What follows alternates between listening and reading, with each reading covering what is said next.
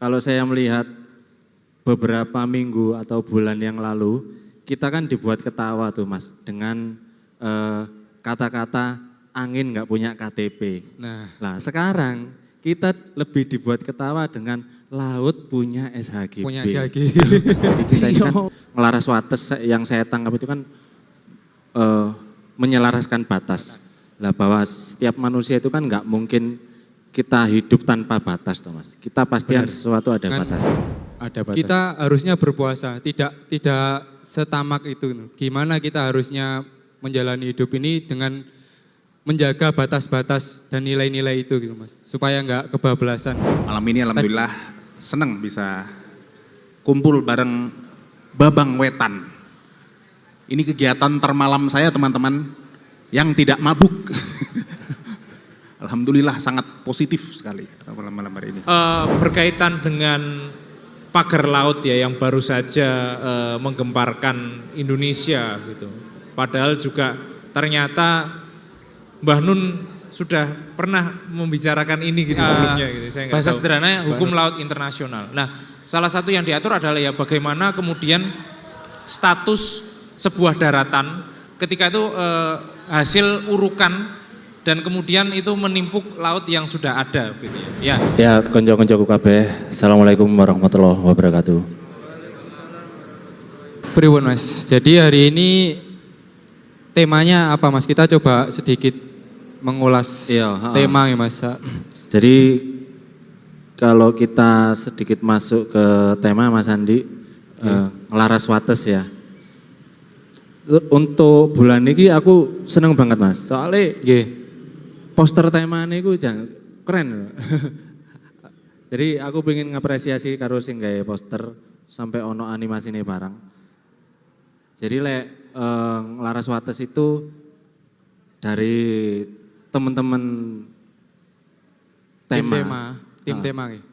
Dari teman-teman tim tema itu mereka terinspirasi dari kejadian yang sedang viral, sedang rame.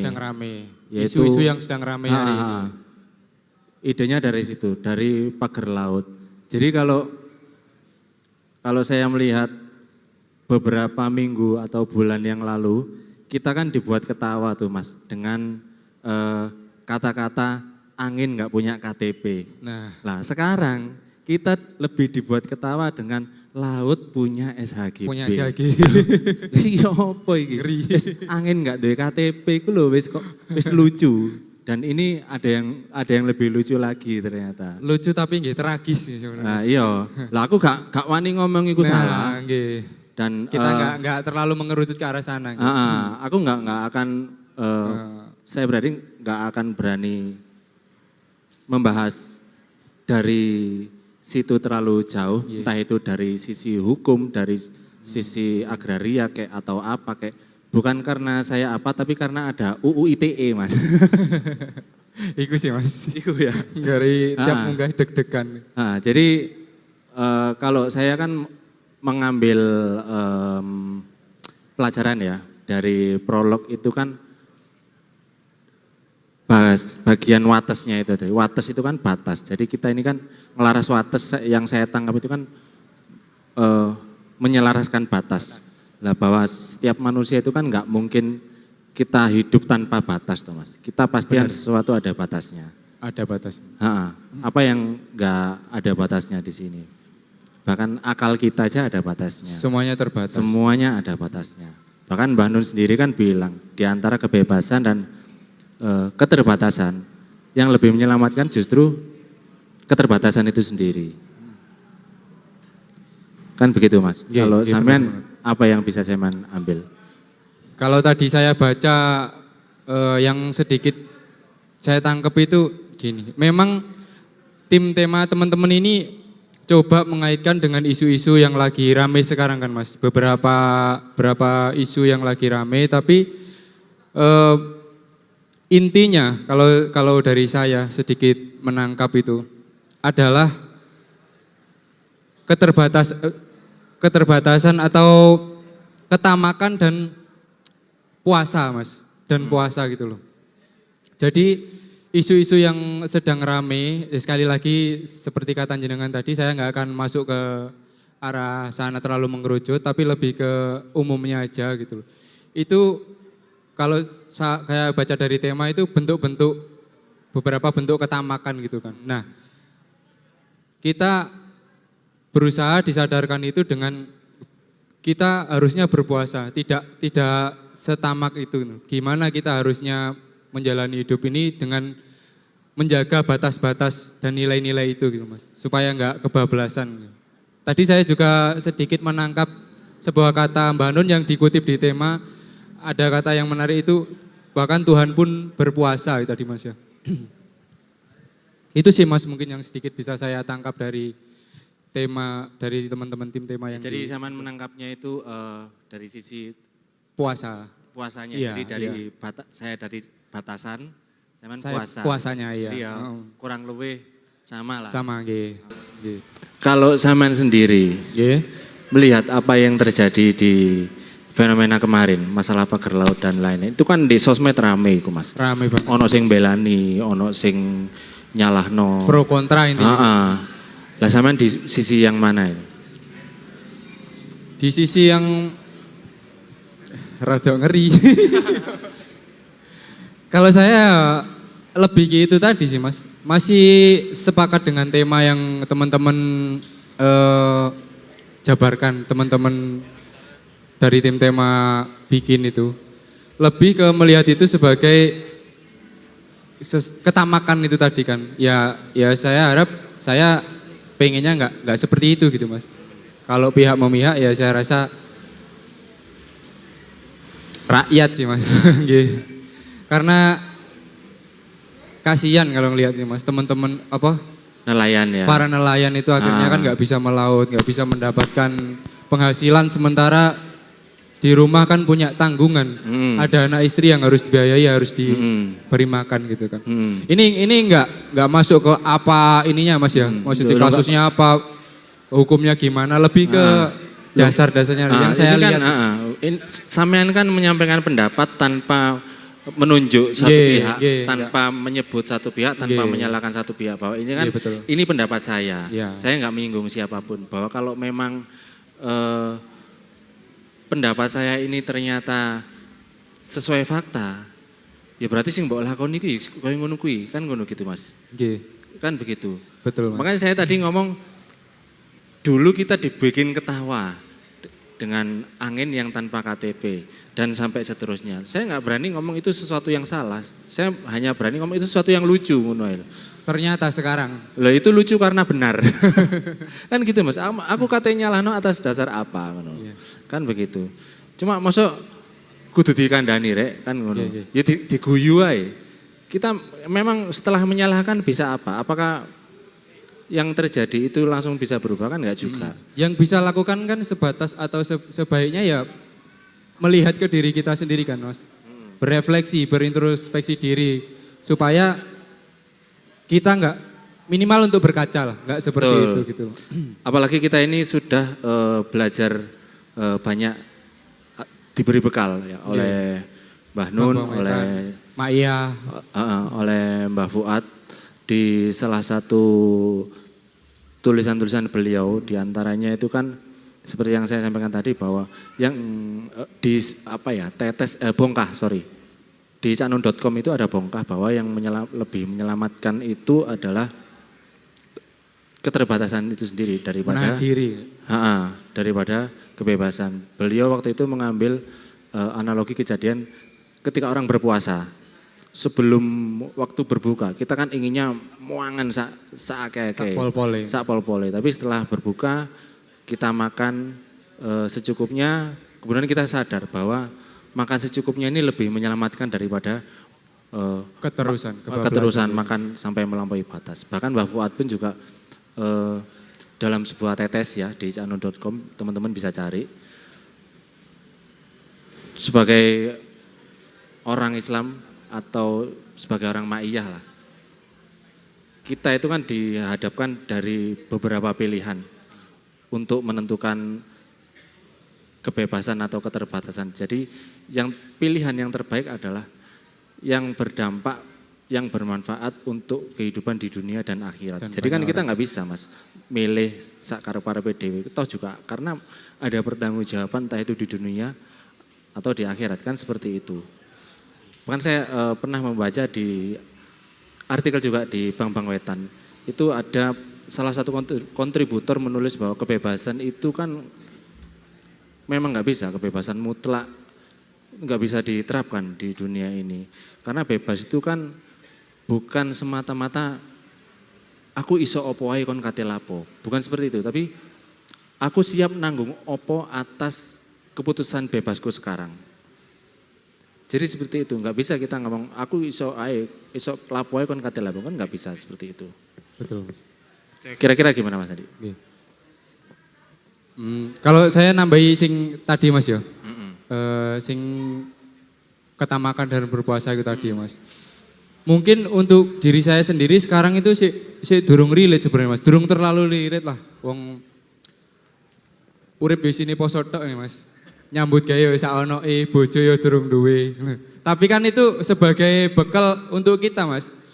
Supaya suatu saat hidup kan nggak pernah tahu ke depannya gimana Mas. Sopo ngerti nanti kula jenengan teman-teman semua ini nanti ada yang sukses, ada yang jadi pengusaha besar. Jadi apa yang kita diskusikan hari ini bisa diingat pas kita jadi di posisi yang seperti itu. Amin. Oh biyen nang BBW tahu bahas iki supaya lek uripku iki koyo wis sampai sakmene kudu ono batas iki. Aku gak oleh tamak, aku gak oleh kebablasan. Saya rasa itu sih Mas. Aku seneng ngambil penjelasan semen barusan karena apa? Karena semen curhat. Jadi lek ngomong gorong di bojo, gorong di apa, menurutku gak usah dodo akeh tunggale ya. Gak usah perlombaan kesengsaraan ambe arek-arek. Malah dinasih. Tipur. Kalau kembali ke masalah kebebasan itu tadi, saya jadi teringat kisah di masa lalu. Nggih. Ada orang dia itu seorang yang nasionalis banget lah, ultranasionalis lah. Demi meningkatkan wibawa bangsa dan negaranya, dia mengambil langkah kebebasan yang absolut Mas. Di sisi lain memang negaranya ini berhasil mencapai puncak, berhasil menguasai hampir seluruh Eropa. Tapi kan itu tadi, yang dia pegang itu kan kebebasan absolut. Nggih. Sikat se-Eropa. Pada akhirnya apa? Dia ya nyungsep juga gitu loh. Dia gak memperhitungkan batasannya sampai mana, jangkauan dia sampai mana. Sampai akhirnya kan dia kalah. Mungkin tokoh yang saya ceritakan ini barangkali tahu Hitler itu ya. Saya melihatnya seperti itu. Bahwa kejatuhannya dia sendiri itu kan karena dia salah mengambil Sikap. pijakan keterbatasan. Kemudian dia salah menilai jangkauan sehingga memaksa untuk melakukan operasi Barbarossa, menyerang Rusia, sampai akhirnya dari Stalingrad dipukul mundur, sampai jatuh sampai ke Berlin. Dari situlah kehancurannya dia. Jadi pelajarannya maksud saya gini, sak kuat-kuate awakmu, sak kuat-kuate negaramu, sak canggih-canggih peralatan perangmu, ketika kamu sudah melampaui batas, menciptakan kehancuran, kowe akan nyungsep juga, kan seperti itu Mas. Tinggal nunggu waktunya nggih. Tinggal nunggu waktu. Mas Arul juga dibersamai naiknya beberapa narasumber. Sesi pertama part 2 kali ini ada Mas Beta Sofian. Beliau seorang stand up komedian koncone Cak Fuad rek. Koncone Cak Fuad, koncone Cak Karim, terus ada Bapak Irwandi. Nggih. Irfai kali Bapak Probo nggih. Nggih, selamat datang di Bank Wetan. Terima kasih sudah mau membersamai kami untuk ngudar tema karena terus terang kami berdua tadi belepotan ya untuk menjelaskan tema dan prolog. Ya jadi dijelaskan sebisa-bisanya. Mungkin langsung saja kita tanya-tanya aja Mas Andi. Mungkin boleh dari Mas Beta dulu untuk Nggih. bisa sedikit mengelaborasi tema hari ini dari teman-teman tim tema yang membuat tema hari ini. Oke, boleh monggo Mas, mungkin kenalan Mungkin dulu. perkenalan dulu nggih Mas. Disapa teman-teman. Assalamualaikum warahmatullahi wabarakatuh. Terima kasih teman-teman yang hadir di Babang Wetan pada sesi malam ini. Alhamdulillah, perkenalin saya Beta Sofiansyah. Saya merupakan salah satu anggota dari komunitas stand up Indo Surabaya yang mungkin yang datang ke sini sebelumnya sudah tahu Mas Karim Sujatmiko, Fuad Meduro, tahu ya? Ya saya temannya juga. Fuad berhalangan hadir, fokus jalan kaki ke Mekah sepertinya. Ya, tadi sore tadi sampai Senggoriti katanya, nggak tahu sama Aan ya. Di 2 kesempatan sebelumnya saya nggak bisa hadir karena motor saya rusak dan malam ini alhamdulillah seneng bisa kumpul bareng Babang Wetan. Ini kegiatan termalam saya teman-teman yang tidak mabuk. Alhamdulillah sangat positif sekali malam hari ini. Lanjut mungkin Mas Irfan. Jadi mungkin bisa dipetik beberapa poin Rek ya. Beliau namanya Beta. Ngomong gak mabuk. Aku malah kelingan karo Mamat Al-Katiri. Sama duwe Beta gun shop apa ya apa Mas? Iya, kita kompetitor sebenarnya. Saya ada senjata yang lebih murah-murah gitu ada. Ayo. Babang Wetan ada gudang kan? Ada Mas. Oh, tapi kita mainnya nggak begitu Mas. Nggak begitu. Kita main alusan. Main alusan ya. Biasa wong Jawa. Mas. Iya, Dengar iya. yayo dimburi ngirim dupo. Iya. Bisa sih. Jadi awalnya aku mau wah, beliau iki ngene kan. Jenenge Beta loh. Lah kok assalamualaikum. Assalamualaikum. Iya. Dia mikir sing aneh-aneh. Terus mikir Aneh. wah mungkin apa jenenge ya apa, server sebelah lah kan gitu. Ternyata loh assalamualaikum tatano. Assalamualaikum. Ya, jadi itu kan perkenalan dari Mas Beta Sofian ya. Iya. Mungkin jenengan domisili di mana Mas Beta? Di Surabaya saya ngontrak di daerah Bangkingan. Mungkin teman-teman yang tinggal di Surabaya Barat, daerah Kebraun tuh ada, ini namanya jelek sih, daerah Balas Klumpri. Aneh gak sih teman-teman? Di mana di Balas Klumpri? Mana itu? Ya dekat-dekat situlah. Saya kontrak di Bangkingan. Bahkan seorang stand up komedian yang terkenal, followernya banyak. Waduh, masih saya ngontrak. usah membebani. Jadi kalian sing wis kerja, karyawan tetap gak doyo omah. Ngerti yo batasmu rek. Masuk tema itu Mas ya. Termasuk tadi. tema iya. Kita kan mengenali batas iki mau. Iya. Nah beliau ae lho sik ngontrak. Dalam rangka berpuasa gitu. Itu bisa membuktikan berarti emang tidak seterkenal itu atau miskin itu bisa terkenal. Jadi kayaknya mending sampean fokus di gun shop tadi itu. Kan shop tadi iya. Saya akan menjadikan Babang Wetan afiliator untuk boleh.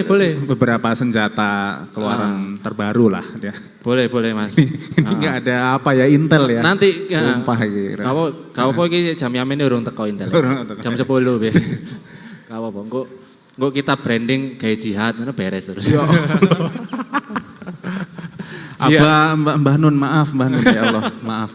Kaguyan rek. Guyon kita kan menyesuaikan lawan bicara nih. Lawan bicaranya. Terima kasih untuk Mas Beta. Nggih, Kemudian sami-sami. ke Bapak Irfandi. Monggo Pak. Oke, cek. Silakan, nggih. Perkenalkan saya Irfa Afham, saya ngajar anak-anak kuliah. Kalau saya sebenarnya naik ini tadi itu bingung. Awalnya mau nonton diajak suruh mau naik sama Pak Suko juga. Tapi akhirnya ya oke, tetap naik dan sebagainya. Saya anak kos, tadi ngontrak saya ngekos. Kos, ya. Dosen tapi ngekos, itu saya Irfa Afham, aslinya Lamongan, saya ngekos di Mojo. Ada yang dari Mojo mungkin, dari Lamongan mungkin barangkali, saya Lamongan, LA. Mojo itu Lamongan. Ngekosnya di sini, kampungnya. Jangan malu kalau bilang itu Lamongan. Iya, saja. iya. Lamongan kan? Iya, kampungnya di Lamongan. Oh memang kampung Iya, Lamongan. desanya, ya. Oke, saya ngajar di FISIP UNER di Departemen Politik, ya terima kasih. Nggih, terima kasih. Monggo selanjutnya langsung. Mas. Ya, perkenalkan saya Probo Daruno Yakti. Saya sudah sempat ikut Bang Wetan 2 edisi yang lalu ya. Kalau nggak salah masih di Istikosa. Ya, Istikosa. Mungkin kita pernah bersua dan berjumpa, kita diskusi bersama. Kita alhamdulillah diberi kesempatan oleh Allah Subhanahu wa taala diskusi lagi. Saya juga sama seperti Mas Irfai, saya di Visip Unair. Saya mengajar hubungan internasional dan saya juga temannya Pak Suko. Pak Suko, salam dari Pak Suko. Tadi saya tanya Pak Suko, kira-kira tumun apa mboten hadir apa enggak gitu. Katanya siap, rada flu. Gitu aja jawabannya cuman gitu ya. Siap ini enggak tahu, siapnya itu siap datang atau siap nggak datang, ya sudahlah. Mungkin Pak Suko juga sedang kelelahan atau seperti apa, gitu. Saya tinggal. Akhirnya zaman sih disuruh naik. Berarti zaman sih dipakakno Mas. Disuruh, betul sekali. Mau sekalian nyekel mic mungkin. Siap. Saya minta pendapat jenengan untuk pembahasan tema hari ini mengenai ngelaras wates Mas ya. Ya, ngelaras wates memagari laut. Ya, jadi jadi saya sama Mas Andi sedikit membedah bahwa ngelaras wates itu kan menselaraskan atau menselaraskan batas ya. Betul. Dan itu terinspirasi dari fenomena pagar laut yang telah terjadi. Dan ketika kami tidak berani untuk Terlalu dalam. ya dari sisi hukum, dari sisi agraria, suratnya nggak ngerti lah. Ya pokoknya kita karena nggak ngerti dan ada UU ITE juga, jadi kita pasrahkan sama yang ahlinya aja. Menurut jenengan kalau tadi kita lebih ke dari sudut pandang masing-masing ya Mas, secara personal. Nah ini boleh dari Bapak. Dari sisi keilmuan jenengan. Ya baik, bismillahirrahmanirrahim. Assalamualaikum warahmatullahi wabarakatuh. Ya, sedikit tentang apa yang saya interpretasikan, saya pahami terkait dengan topik yang sangat menarik pada malam hari ini, laras wates. Berarti ngelaras itu ya kayak kalau di gamelan itu ada selindro, ada pelok gitu ya. Atau melaras dalam arti yang menyelaraskan atau seperti mungkin ada arti-arti lain yang barangkali bisa kita pahami bersama. Dan wates itu artinya batas. Setahu saya ada 2 wates dalam kehidupan saya. Wates di Jogja, ya, ibu kota Kabupaten Kulon Progo, dan wates satu lagi itu kecamatan di Kediri gitu, yang berbatasan dengan Gunung Kelut gitu. Ya, sebenarnya banyak penamaan atau toponimi terkait dengan wates itu sendiri. Batas apa yang dibatasi? Batas itu kalau di matematika juga ada yang namanya limit ya. Kita belajar tentang limit. Sesuatu yang seperti seolah membelenggu kita gitu ya, padahal sebenarnya kita itu diciptakan tuh ya bebas sakarep-karepmu, tapi juga ada watesnya gitu. Nah, berkaitan dengan pagar laut ya yang baru saja menggemparkan Indonesia gitu. Padahal juga ternyata Mbah Nun sudah pernah membicarakan ini gitu sebelumnya gitu. Saya nggak tahu Mbak Nun ini semacam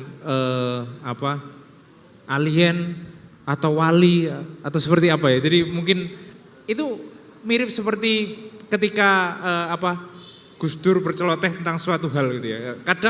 Kadang waktu orang langsung mendengarkan Gus Dur itu mungkin nggak ditangkap dalam nalar gitu. Tapi kok entah mengapa gitu, 8 tahun, 9 tahun, 10 tahun setelah Gus Dur itu bertitah seperti itu, kok ternyata terbukti gitu ya. Nah ini juga fenomena yang agak mirip gitu ya. Saya nggak bermaksud cocoklogi atau seperti apa, cuman memang fenomena yang terjadi di Indonesia ini belakangan kita menganggap sebagai satu pelajaran berharga ya bagi kita semua.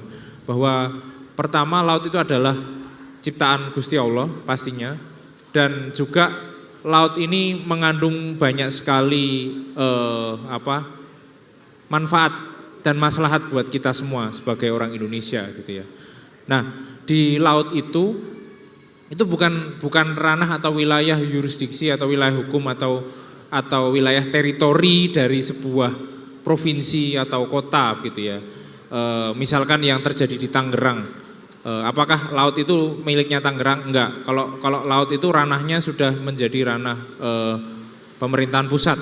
Dalam hal ini Kementerian Kelautan dan Perikanan yang punya ranah dan wewenang di situ. Nah, adapun persoalannya di sini adalah ketika laut itu tiba-tiba dipatoki, diberi pagar, dan itu pagarnya nggak main-main, ternyata bahannya dari bambu ya Mas Sufai ya. Jadi ini agak mengejutkan bagi kita semua ya. Kenapa? Karena setelah itu kita baru tahu bahwa itu hanya trik ya. Jadi sebenarnya bukannya lautnya itu dipagar, itu dikapling seperti yang kita pikirkan, kayak kita memagari rumah kita ya, supaya kemudian ya macam-macam ya, supaya maling nggak bisa masuk, supaya kita lebih aman. Misalkan kalau rumah kita di hutan dikasih pagar ya paling nggak hewan buas yang biasa memasuki rumah itu biar nggak bisa masuk ke dalam rumah seperti itu. Gitu ya.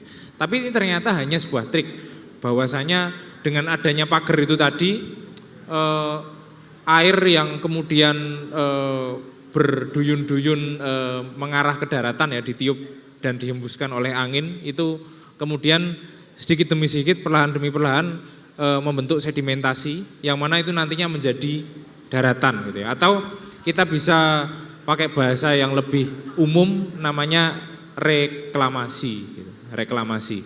Nah, ternyata ini juga mengungkap satu skandal besar di dalam negara ini, bahwasanya ternyata izin ini dikeluarkan pada saat pemerintahan sebelumnya, dan pada waktu itu ya yang berhak untuk kemudian mengeluarkan sertifikat apakah itu SHM, hak guna bangunan, hak guna usaha, itu adalah BPN atau Badan Pertanahan Nasional. Nah, di satu sisi kita melihat bahwa ada ya cara baru untuk kemudian laut itu bisa dipatok-patok, disekat-sekat, dan itu sudah ada nama atas namanya ya. Berarti yang memiliki pastinya warga negara Indonesia dengan KTP gitu ya, secara administrasi gitu ya. Tapi di sisi lain, nah ini menjadi pertanyaan, laut ini kan sudah ada aturannya sendiri. Nah, kalau dari kajian yang saya bahas kebetulan di prodi saya di hubungan internasional, itu kita mengkaji namanya hukum laut internasional atau UNCLOS. UNCLOS itu United Nations Convention on Law of the Sea, atau ya itu tadi bahasa sederhananya hukum laut internasional. Nah, salah satu yang diatur adalah ya bagaimana kemudian status sebuah daratan ketika itu hasil urukan dan kemudian itu menimpuk laut yang sudah ada gitu ya. Ya, tentu saja setelah itu dampaknya sangat luas sekali. Mulai dari satu ya pastinya orang atau kelompok masyarakat yang paling akan dirugikan adalah nelayan. Kemudian ya karena nelayan kan biasa nyari ikan, kemudian mancing di situ, kok tiba-tiba ada tanah diuruk seperti itu.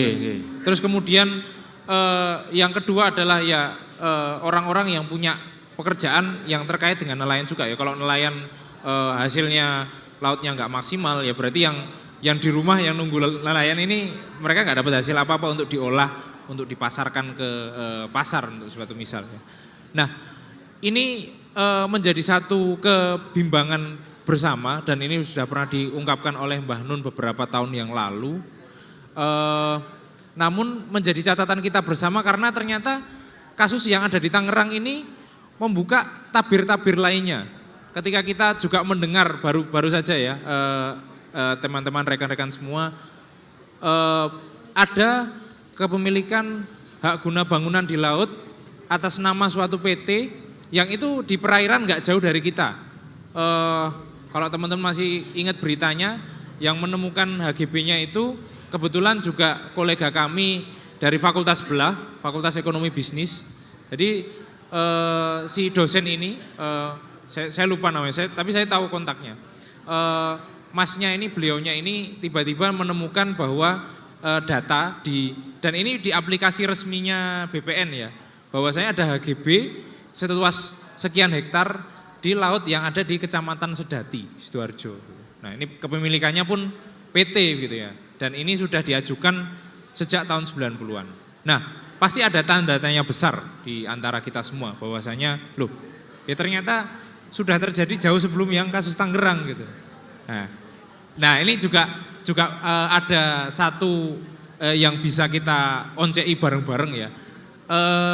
Ada proyek strategis nasional yang itu juga sama mekanismenya menguruk laut jadi daratan dan itu lokasinya di pantai timur Surabaya. Kalau teman-teman dengar namanya proyek Surabaya Waterfront Land. Ya, itu kayak nanti kalau menurut pandangan saya sih akan dijadikan seperti apa itu? Pulau apa? Pantai Indah Meikarta. Kapuk ya, PIK gitu ya. Nggak tahu apakah PIK ini nanti akan ada PIK lagi di Surabaya dan kita nggak tahu nanti apakah setelah pulau itu dibangun itu untuk siapa dan lain sebagainya. Nah, ini menjadi bahasan yang cukup menarik ya, bahwasanya ya pemanfaatan ruang laut itu tadi kalau kita sudah berbicara tentang reklamasi pasti akan mengubah semua tatanan. Ya entah itu dari segi hukum, ya banyak sekali aspek hukum yang tadi kemudian dipertanyakan ya, gimana statusnya tanah ketika nanti sudah diuruk gitu ya. Tapi kalau yang jelas di hukum laut internasional, negara semaju Singapura, meskipun dia sudah berkali-kali membeli pasir dari pulau-pulau kita yang nggak berpenghuni itu gitu ya, ketika di depan hukum internasional dia nggak bisa mengajukan bahwa oh kalau saya sudah menguruk dan memperlebar pulau Singapura ini luasan laut saya bertambah. Oh, itu nggak bisa karena ketentuan itu berlaku pada kontur alamiah dari tanah itu. Karena di hukum laut internasional mengatur yang namanya landas kontinen, zona ekonomi eksklusif dan juga laut teritorial dan lain sebagainya. Nah, sayangnya ini berada di perairan di antara dua pulau ya, pulau kita Jawa dan juga Madura ya, karena lokasinya kebetulan di Selat Madura ya Mas Irfai ya gitu.